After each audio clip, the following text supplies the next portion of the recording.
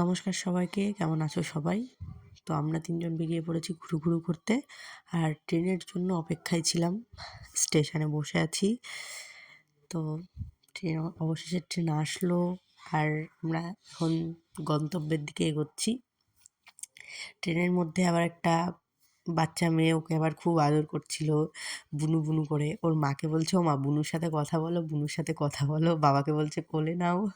তো ও তো থাকলো না কোলে, তারপর চলে এসছে। আবার এই দেখো আমরা ট্রেন থেকে নেমে গেছি, অটোতে এখন যাচ্ছি। তো পেয়ারা খাচ্ছিল, একজন পেয়ারা দিয়েছে ওনাকে।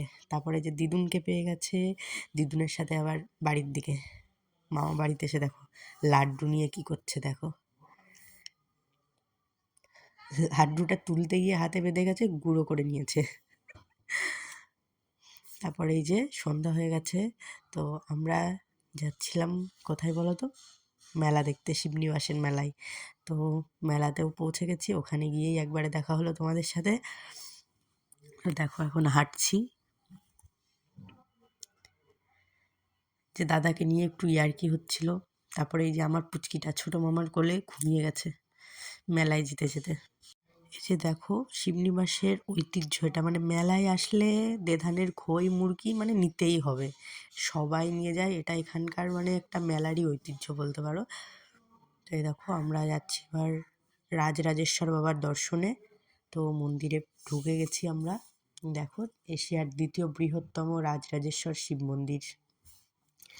তো আমরা এই যে প্রণাম করে এবার ভিতরে ঢুকছি।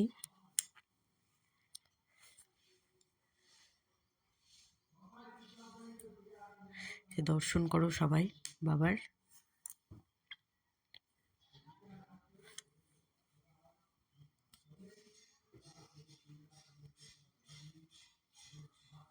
ধূপকাঠিটা দেখো কত বড়। তারপরে যে এখানে এরা বেলুন ফাটাচ্ছিল, এসব নিয়ে চলছিল আড্ডাই আর কি। এই দেখো দাদা ফাটাচ্ছে এবার বেলুন।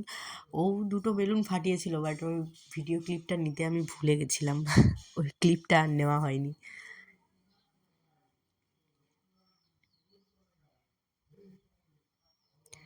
তারপরে এই যে আমরা দই ফুচকা খাবো বলে এখানে দাঁড়িয়েছিলাম, আর উনি দিদুনের সাথে খেলা করছে, ঘুম থেকে উঠে গেছে।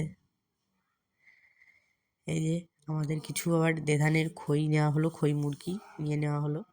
মা আগের দিন মেলাতে এসে। তারপরে এই যে হাওয়াই মিঠাই, এটা তো দারুণ লাগে। তারপরে যে নাইট ল্যাম্পের কাছে চলে গেছিলাম, ওখানে বিক্রি হচ্ছিলো এগুলো মোটামুটি 40-50 দামে বিক্রি হচ্ছিলো। তো ওখান থেকে কিছু নিয়ে নিলাম। তারপর চলে গেছিলাম কানের দোকানে, মেয়েদের ভালোবাসা সবাই জানো, তো ব্রেসলেট আর হার নেওয়া হলো, সেই ক্লিপটা আর নেওয়া হয়নি। এবার দেখো এই যে বাঁশ চেরাই করে এরা এই যে এখানে এই জিনিসগুলো তৈরি করছে, সবাই সবার পরিবার নিয়ে বাচ্চা কাচ্চা নিয়ে জীবন যুদ্ধ চালাচ্ছে শুধু পেটের দায়ে।